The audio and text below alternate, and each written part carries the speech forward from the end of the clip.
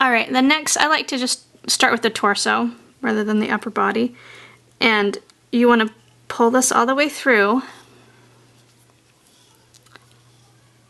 Except this one's a little bit tricky because you want to pull half the elastic through this side and then go back and get more elastic and pull it through this side. So now I'm going to be removing this and then catching some more of the elastic up above here. And then we've got to make sure we're going to the right side now with our little wire needle here. And if you have any trouble with this, like mine's being a little bit funky for me right now, you can grab your elastic or wire needle with some tweezers. Okay, see how this is doing it now? So we've got this piece at the top that we want to keep up. So that's where I'm going to stick my hemostat. Well, one of them anyway. So that's not going to go through.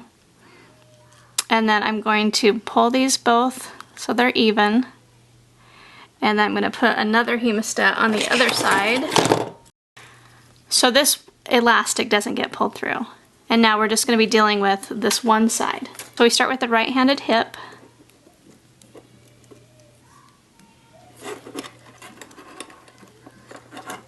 Pull it through. Next is the knee. And really, once you get the foot in place, the foot is what will hold it. So you don't have to keep a hold of the elastic like this anymore. Make sure the knee's going the right direction. And then next we have the calf lower leg piece. Have it go through. And then we pull it tight. And then we want to put another toothpick here to kind of hold that for us. Okay, and then we're going to lift up, be able to hook our foot in, and then we'll remove the wire by straightening it out. Then we hold on to the foot, pull it up a bit, remove the toothpick, and in the foot goes. So right now it's kind of a mess with all the hemostats, but we do have one leg in place. Now we repeat the process for the other leg. So for the second leg, we first want to give it the needle wire so it's easy to thread it through.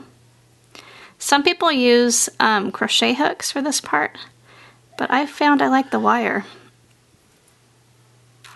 I like how it's bendable, especially in the parts that have some curve, like that upper arm piece.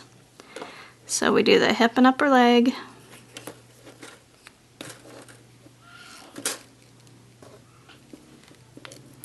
Then the knee.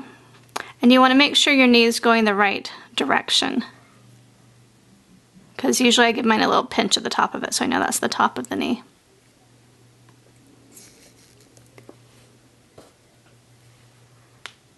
And then the calf.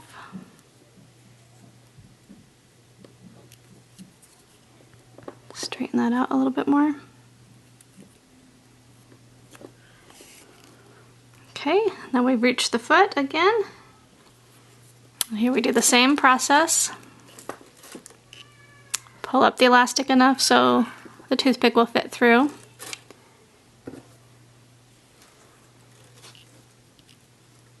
Now I grasp the elastic with the foot hook. Got it? It can be a little tricky, so expect that it might. It's great if you've got two people to work with. That would be even better. But this is the one-man show. Okay, and so then pull up on the foot and remove that toothpick. Okay, and yay, we did both knees the right direction. I forgot to check on that other one, but it turned out right. Okay, now that one, there we go. Okay, so there she has her legs. Now we put the two parts together. So what I've done here is I still have the hemostat attached, but I'm going to be releasing that now because I have strung our wire through that elastic that's coming out of the torso. And so now we just want this to go up and straight through the hole in the center of the doll here. And this one's going to be trickier. I'm going to have to do it off camera, but basically you just put it up through that hole and it will come up the neck hole and then pull the elastic taut. Alright, so I gotta push through.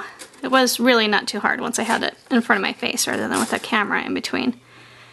And then next, we gotta pull this up through the head and then catch it with a toothpick.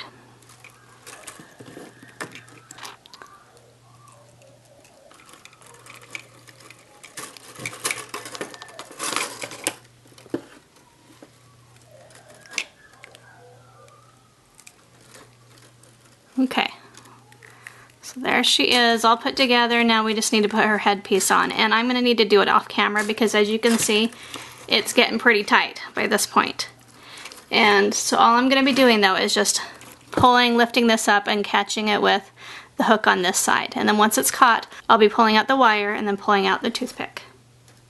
So that's the next piece, is just to catch this one just like we did the hands and the feet. Alright, so here she is with the head cap in place. And then she's got her working joints. And notice how she can do this cool kneeling position and not have her knees pop out of place. She can point her toes back. She can raise up her arm and wave. She can do a pose. The tightness of the elastic really decides how well she can stay in these poses. But she does a really good job. Like, she can stay up like that quite a bit. Isn't she cute? And then we have her wig that we made the other day. Here's how it looks with the cap underneath it. And then what I like to do is just use some tape, some double-sided tape to stick it, but I know a lot of people would put magnets into their dolls and put magnets in the wig too to make it stay. You do need something because they kind of flop around a little bit. But there she is with her cute little wig on. And now she just needs some clothes. Here's the completed doll. You can see how she lines up with the pattern. Here you can see how the two compare to each other.